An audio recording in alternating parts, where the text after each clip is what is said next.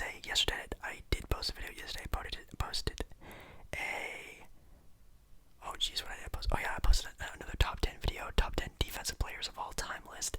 So if you want to check that out, make sure you check out yesterday's video. That'd be awesome too. And yeah, that's it.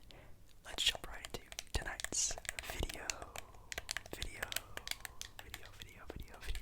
Oh, and also very quickly before I start, I am starting up doing custom content videos again. I wasn't doing it for a little bit because again my surgery, but I'm back on doing that again because I'm obviously, healed a little bit better now. So if you do want a personal ASMR video, whether it's, talking basketball, specific role plays, tier rankings, different gameplay videos, anything you can think of that you would want for a custom ASMR video, make sure you email me. Everything's down in the description. That also helps out me a lot, so thank you if you do decide to do that. If not, then that's totally fine too. Also, you can email me if you ever just want to need someone to be there for you, chat up a conversation, anything like that. You can just email me and I'm here for you guys. So, yeah. Alright, ladies and gentlemen, we have here I think this is from House of Highlights. I think that's what it is. I think that's what that H and the symbol is. So, obviously, go ahead and check out House of Highlights on Twitter. They are a very popular, I guess, social media outlet for sports. Pretty cool. So, they created their own Build Your Ultimate Starting 5 using $15 team. A lot of some other ones were sort of, I don't know, they had some sort of category or genre of type of people to pick from. This is just a group of very talented, pretty much on the younger side of NBA stars in today's league. So, starting at the $5 positions, we have at first Luka Doncic, a great start to a team. You can put that boy on a team, instantly makes them better. Then you have Jason Tatum, a great star on his own. Zion Williamson, arguably the future of the NBA. You got Devin Booker, a scoring god, and Donovan Mitchell, a very, very, very good all-around two-way player. Pretty nice $5 team. $4, you have Jaylen Brown, very solid two-way guard as well. You have Ben Simmons, defensive player of the year candidate. You have Ja Morant, which could be pretty arguable about being a $4 player. Brandon Ingram on a struggling Pelicans team, but doing very well on his own end. And Ja Morant again. Trae Young, three-point specialist. $3, you have Jamal Murray, which hurts my heart. Jamal was having a really good season this year, and the Nuggets were still looking like a title contending team. With now adding on Aaron Gordon, that team was really starting to mesh well and starting to make that push at the final end of the season. And then Jamal Murray, man, that really sucks. Then you have Shea Gilgeous Alexander, SGA, very nice pickup. Sabonis up there as well. You have Bam Adebayo and De'Aaron Fox. Swiper himself. $2, you have LaMelo Ball. LaMelo Ball actually is reported to maybe even come back within the season. I don't know if they'll play him during the NBA regular season, but if the Charlotte Hornets make the playoffs, LaMelo Ball can definitely make his return by then. That'd be totally crazy. Then you have John Collins, a good pickup there. DeAndre Ayton, Michael Porter Jr., and Jarrett Allen. And lastly, for the $1 players who aren't really all that bad, you have Lonzo Ball, you have Anthony Edwards, Miles Turner, blocking genius so far this year, McCall Bridges, which is a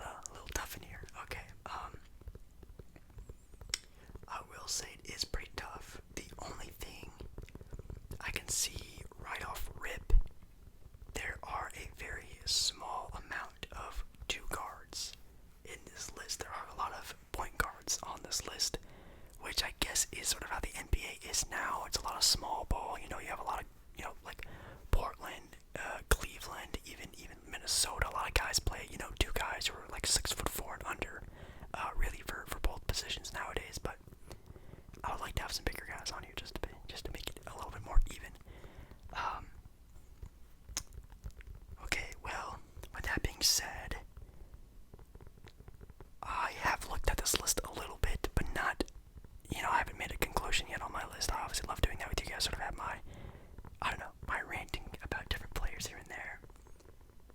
But for my first pick, I am going to go with a player I actually really don't ever pick in a lot of these videos.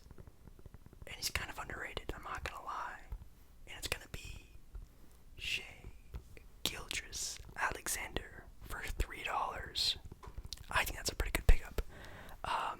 Shai Gilgeous-Alexander is a very, very, very switchable player. He can play the 1, play the 2, maybe even a small ball 3 guard, 3 forward.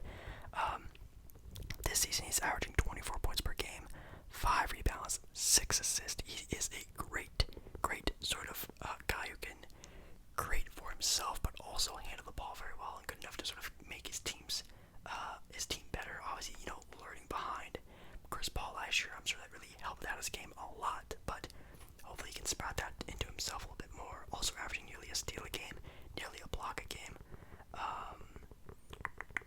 80% free throw shooter, 42% from the 3-point line. Oh my god, 51% from the field. So efficient, smart, good on defense, young, lanky, very, very, very good. I think pick up for this team. I think that at $3, that's a pretty good one. I usually try to do that when I pick my first one. Obviously, I look for those sleeper picks, the sleeper $1 to $2 players. But I think with Shai, he's a very easy player you can move and switch around to. So I think picking him up first isn't all that bad. So I'm gonna go with Shai with my first pick, $3. Now, with that being said, and also just recently talking about picking up cheap players, I'm gonna spend $1 here, and looking at the dollar players, Hero is pretty good, McCall is pretty good, but I think the big steals would be Lonzo, Edwards, or Turner. I think either one of those guys are really good. Lonzo, a 6'6" point guard, Edwards, a guy who I think actually plays small forward right now for the Timberwolves, if I'm not mistaken. And then Turner, I think I picked him up in one of my other videos, but if you can get a dude who can average 15 points, who can shoot a 3, and also block 3 shots a game, that is really good. So with that being said, I think for $1, I am again gonna pick up Miles Turner. So far this year he's averaging 13 points, 7 rebounds.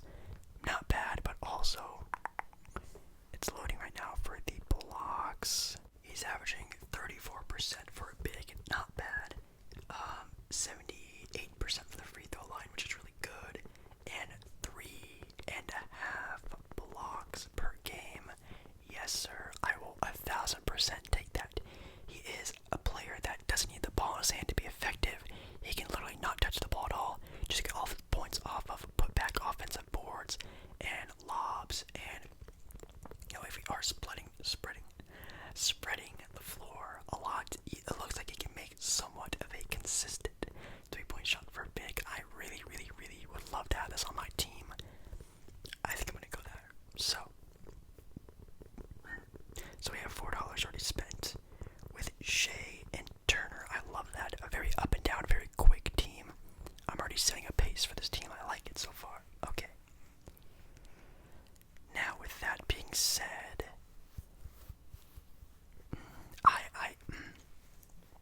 I like having Shai as more of a point guard at the guard position.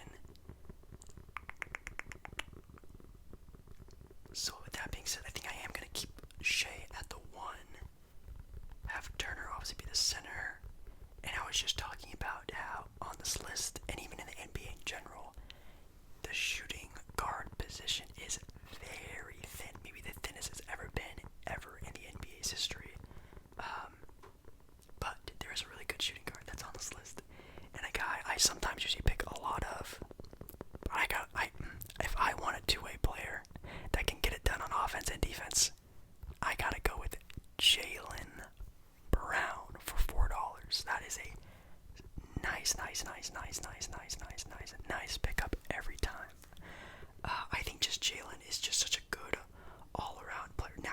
Is he a guy that can be, your team's best player, your team's go-to guy? I don't think so, but him as a complementary piece that can sort of, make open shots, sometimes create for himself, but on the defensive end, really pick it up. I will take that any day of the week.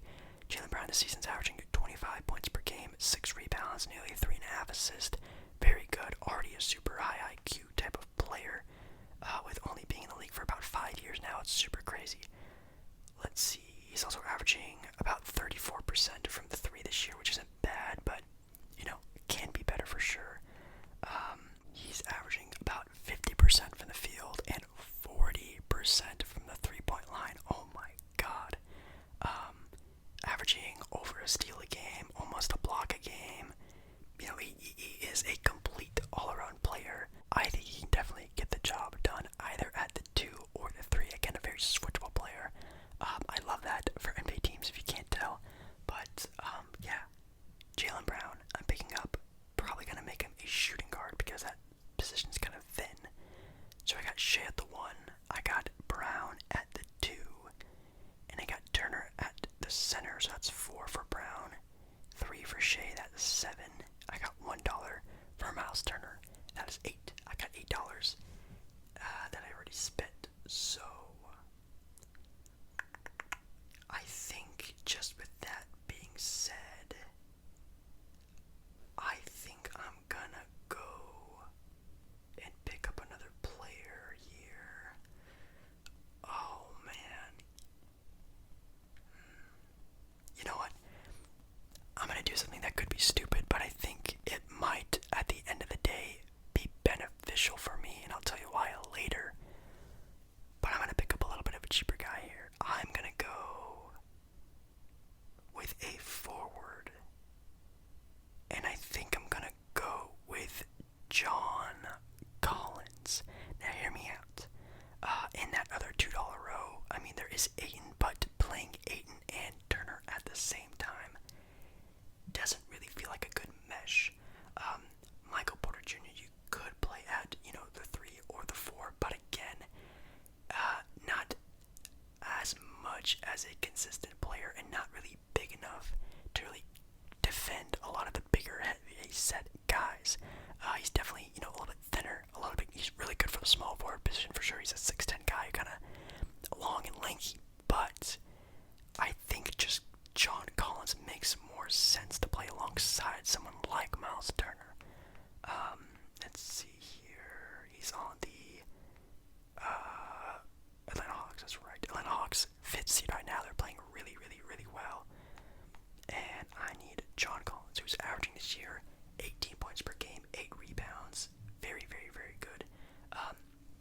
He is definitely more of a put-back, rebounding type of athletic power forward. You can also hit a nice jump shot, shooting 55% from the field, 37% from the 3-point line, attempting 3 a game, 84% from the free throw line. My goodness, that's really good. Really, really, really good. And also averaging over a block a game, half a steal a game. All these are looking really good. So if I can just get that consistent type of style of play with John Collins, who can again play inside out, just like someone like Miles Turner, doesn't have to be a super defensive-minded guy because we have Turner to be that interior defender for us. We can have John Collins using his entire athleticism to our advantage, which is really nice to see. Again, playing with Shea, Collins, very up-court, fast-paced team with Turner as well. I could do that.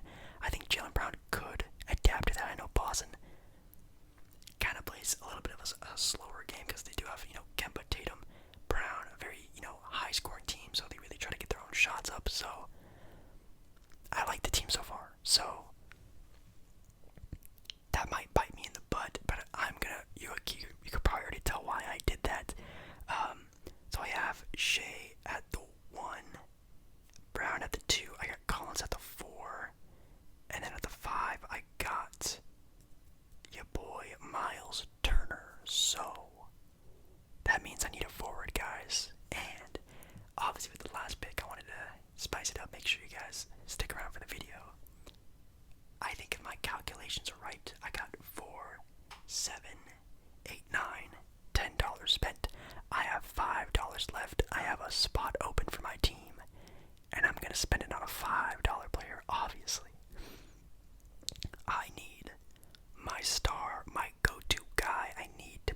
So, I love Donovan Mitchell. I love what he's doing this season. I think he's playing immaculate, especially with that crazy Utah Jazz team. My goodness, they're looking pretty dangerous. But I can't really play Donovan Mitchell at the 3. I could move Brown to the 3 and play Donovan Mitchell at the 2. That's fine, but I would like a little bit more ball movement from my team at least. And I don't think Donovan really provides that.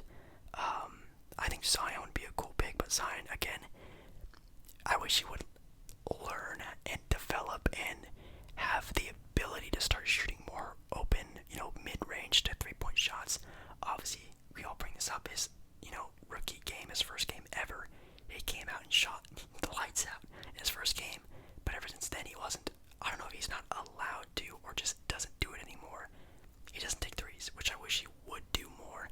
At least take at least 1 or 2, 3 a game, just to sort of get yourself into that rhythm, to get used to it. And then obviously when years down the line, when you start losing that athleticism, you still have the ability to hit jump shots and are already comfortable with it. So obviously if I need a forward, I got, 6'7", big boy himself, Luka Doncic, or a 6'9"-ish forward in Jason Tatum. So those are my 2 options right here. Luka Doncic or Jason Tatum. My God, that is a tough decision. Oh man, I mean, we talk about Tatum a lot on this channel. I think he's definitely, again, sort of like Zion, Luka, those sort of next guys up. Obviously, when like LeBron, Curry, Dame, Westbrook, when those type of players retire, Kevin Durant, there's the next generation of great all-stars that are going to carry the league. And Jason Tatum, I think, is already, in that running for going to be the next guys up.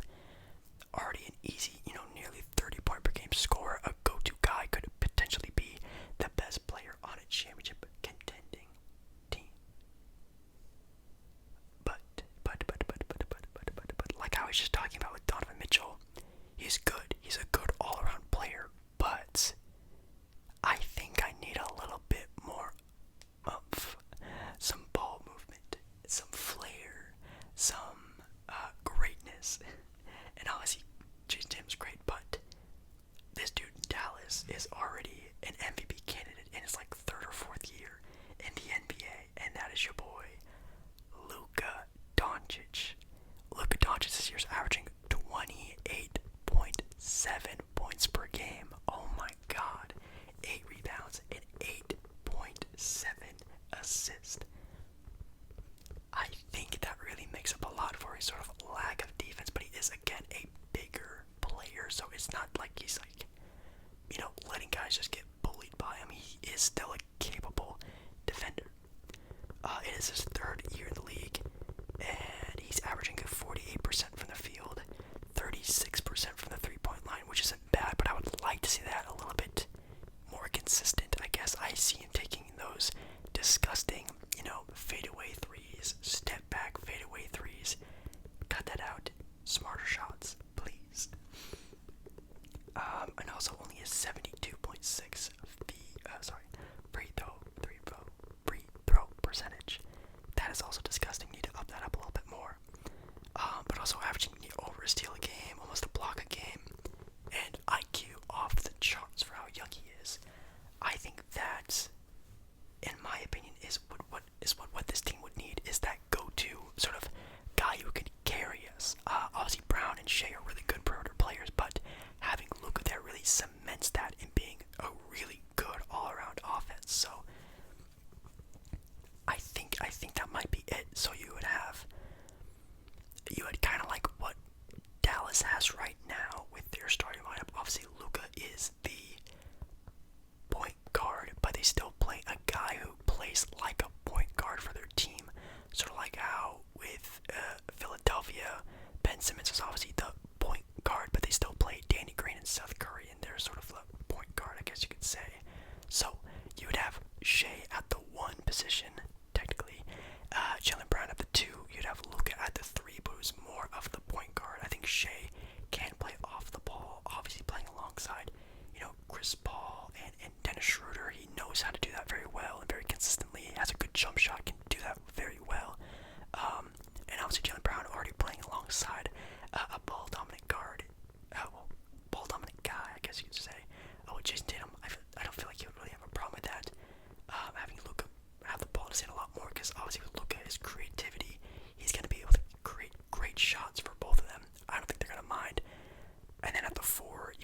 John Collins, again, a guy who doesn't need the ball in his hand, so you have three perimeter guys who can have the ball in their hand. Our bigs don't really need to, but can be very intense on the boards, on the defensive end. Can hit wide open threes if they are open. I think that's really cool. You can also play up pace with our team. Obviously, with Luka Doncic playing, he's probably gonna want to do that. And at the 5, you have our big man defensive center. Obviously, not the best like defensive center, but can block shots. Big, lanky, the best case scenario for us. I would love to have Jared Allen besides Turner, but that might clog the lane a little bit. And I do know Luka loves to drive the ball. I know Brown loves to drive the ball. He's a very athletic player. Same thing with Shea, Collins as well, very athletic players. I want to keep that lane open for, again, big, nasty jams. Would be great. But yeah, guys, I think that's my lineup. I got Shea, Brown, Luka, then I got Collins and Miles Turner, all adding up to $15. Now, what I was thinking about doing was still having Shea, having Jaylen Brown at the 2, and then downgrading from Luka at the 3 to Brandon Ingram at the 3. I think that also would be very nice. And then at the 4, I would upgrade John Collins to Bam Adebayo and have Bam Adebayo play my power forward position. I think that'd be pretty dope. And then you could still have Miles Turner at the 5, who can still be that sort of outside presence and not clog the lane a lot, with Bam already being the sort of interior offensive defensive rebounder. I think that would be a pretty good idea, but I mean, if it's like a future team, I think that'd be really good. But if I'm trying to like win now, I think Luka would be the more win now pick, a sort of go-to guy that we can sort of lean on in the clutch, in tough games. I think Luka can be that guy. I don't know if Brandon Ingram can. I think he'd probably struggle a little bit more. But if it was for like a franchise future, I think that'd be pretty cool having Brandon Ingram, and then also upgrading from John Collins to Bam Adebayo would be crazy as well. And then again, the sort of idea of having either Luka or Tatum, I guess that's just based off preference, and I just think the ball movements that Luka provides will be a little bit better than having Shea be the only guy who could really create. Jason Tatum's okay at that, and I think Shea is too, but Shea is definitely more of a scoring guard than a, sort of a point guard, I guess you could say. And Luka can just be that for us, and Shea can just worry about scoring, but still also being a really good facilitator.